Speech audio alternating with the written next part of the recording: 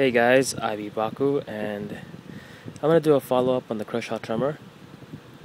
I realized I don't really do many follow-ups, and I think I'm gonna start getting into that because when I look for reviews, I tend to look for reviews within the 1 month period, the 3 month period, the 1 year period, and then if it really gets any further than that, then it's the 5 year period. Like I look for reviews that are people who've had them for that long, to see how they how they fare against the test of time and stuff like that. So I got this in June 10th ish, and it's already July, and I've been EDCing it every day, even though I shouldn't. But it turns out it's not that bad actually. I said that it was gonna be a bad choice for EDC, but it's not too bad. I put it inside of my jeans at the front where the belt is, and it disappears. Actually, it's heavy, but it disappears. The only problem is I think this clip should be a little up here, to this part, completely flush, because this part still kind of pokes me sometimes when I'm sitting down, but when I'm standing up walking around, it doesn't matter. What else? Oh yeah, a week after I got this knife, I noticed some patinas. Let's see if I can find some for you.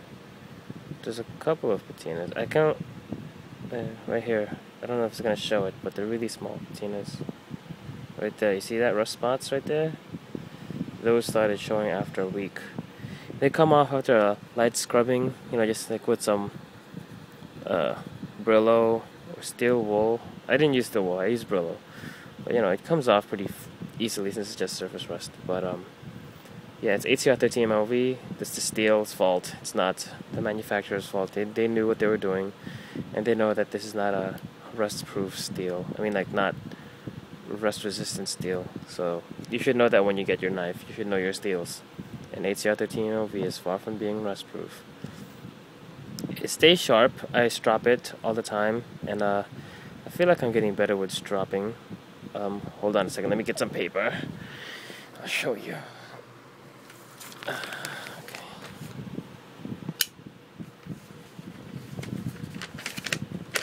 Here's some paper, just some test cutting.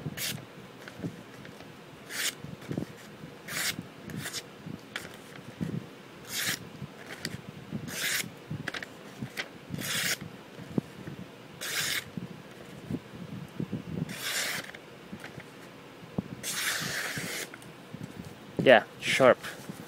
Real sharp, and I strop it every time I use it, so after this video I'm probably going to strop it again. So yeah, ATR 13 MLV seems to hold its edge fairly okay. Not too well. I do have to strop it a lot, but I mean, that's what you should do. You should strop your knives anyway. A good place is KSF. Right now I only have the outer box strap. I'm thinking of getting the paddle strap, which is much better right here. The little strap I have is pretty good though, it doesn't matter. Another issue I had with this is it's more of an aesthetic look.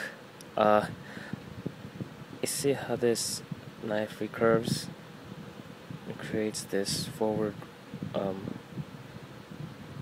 like a forward protrusion in the blade right here, right? That's good. But it's a little too elegant for the handle. Like, a knife like this should probably, in my opinion, reflect the design, which looks like a Persian blade with the whole, sweeping look, curves, and everything looks great. And I think the G10 handles, they worked good. Gets real grippy when it's wet.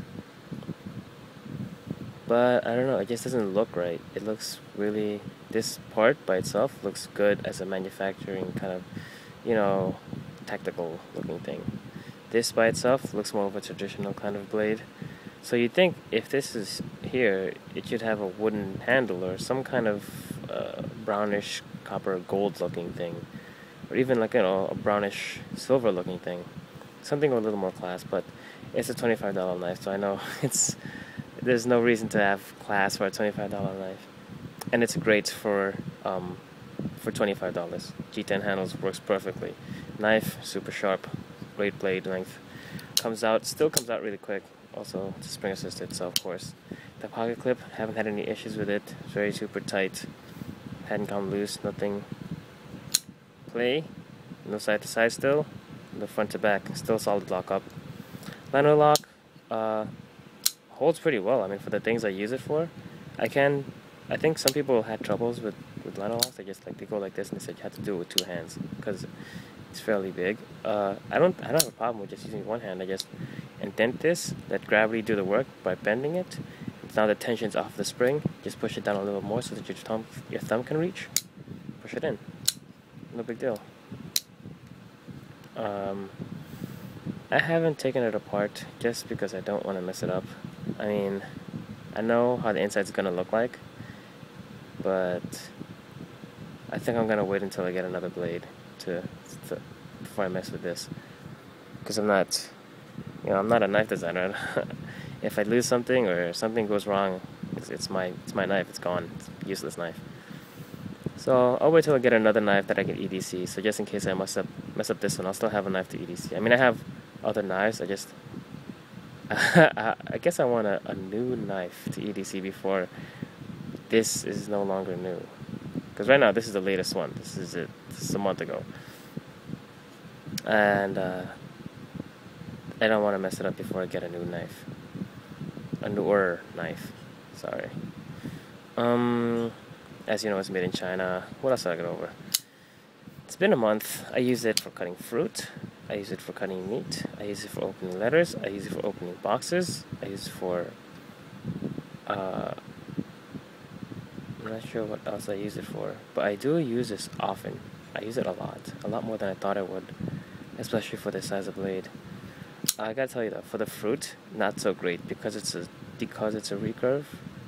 It's not so good when you slice, just like the Azula. I think that's the same problem. Maybe next time I'll try to get something with a more leaf or drop point blade, just so it's better for that, that kind of chore. So, for 1 month, it's good. I'll check back in 3 months. I mean, yeah, 1 month, 3 months, a year, so that's it, alright? Take care, guys. Peace.